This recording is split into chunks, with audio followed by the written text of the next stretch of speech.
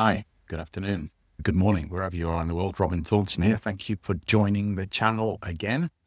What I'm going to run through today is a really simple and basic comparison of the golden visas between Portugal and Italy. Which is better? Now, with all these kind of things, there's not one thing that's better or worse. It's all down to individual circumstances. So at the end of this really short video, there's a QR code, there's my email ID, so you can book a meeting with me and we can kind of talk through what the options are. All right, let's dig straight in there and decide which one is best. So let's talk about the comparison between Portugal and Italy. Minimum investment, 500,000 for Portugal, so quite chunky, although you can reduce that by getting prepaid an investment return. And some of the providers prepay that to you. That can cause issues for taxation or depending on where you're resident.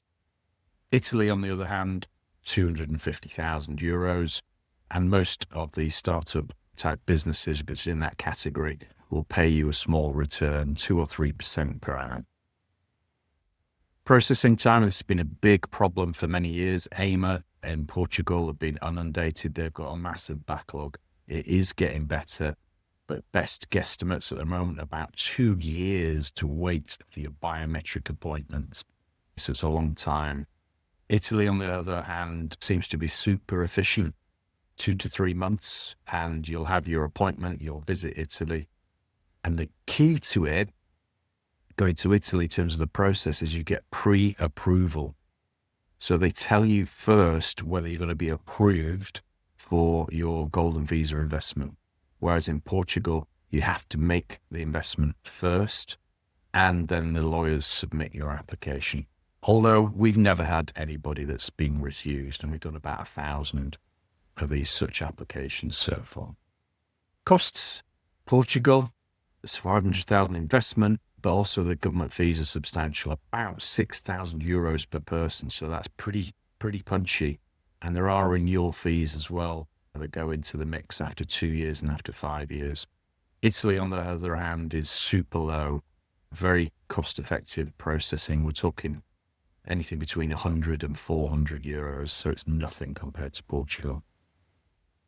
Time in country, what do you have to do to qualify for it? Portugal is 7 days. That's all you have to do. So it's kind of a holiday, take the kids, take the family, go there for 7 days, do a bit of touring around. But Italy, strangely enough, isn't 0. After you've done your first biometric appointment, that's it. You don't have to visit again if you don't want, which is a bit strange, but that's how it is. So what about your time to citizenship? In Portugal, there is a path to citizenship after 5 years. Now, it's under review at the moment. It's going backwards and forwards between Parliament and the President, and we still haven't got an actual decision that's been made. But it looks like it's going to be extended a wee bit, maybe 7 years, maybe 10 years at worst, because don't forget, you don't have to be a resident in Portugal. You don't have to stay more than a week a year, even after those 5 years.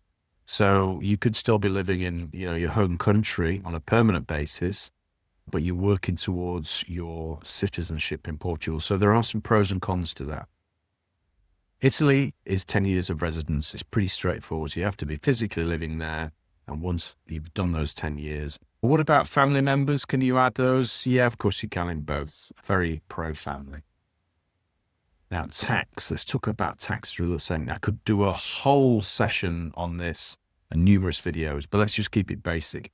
If you're going to move and live in Portugal, so don't forget, you don't have to, but if you do decide to do, NHR, non-habitual tax regime, it ended at the end of 2023. There's a new version of it now, but it's very much focused on people who are working and paying their taxes in Portugal. But it's only at 20%, and there's exemptions for capital gains tax as well. So it's kind of the focus has shifted away from passive income and retirees to perhaps younger families and professionals. So they're generating revenue for the country. Does that make sense? Italy, on the other hand, has got some super tax incentives. I really do think Italy over the next 5 to 10 years will be the place to go. So they've got a retiree tax regime, only 7%. They've got the Impatriate regime, which incentivizes people in different industries in different regions and by giving them tax breaks. You've got the flat tax regime, which is now 200,000 euros. So it's great for high net worth individuals. It actually used to be 100,000. So you basically, if you're in that market, but you're earning that kind of money, you just pay a flat amount of tax and that's it. They've got the Southern Italy regime as well, which is trying to attract people to go live in lots of the regions in Southern Italy where there's been a kind of depopulation. And both, in fact, all of these regimes work between 10 and 15 years. So it gives you surety and confidence in the government. What about access? Okay, Schengen for both, obviously.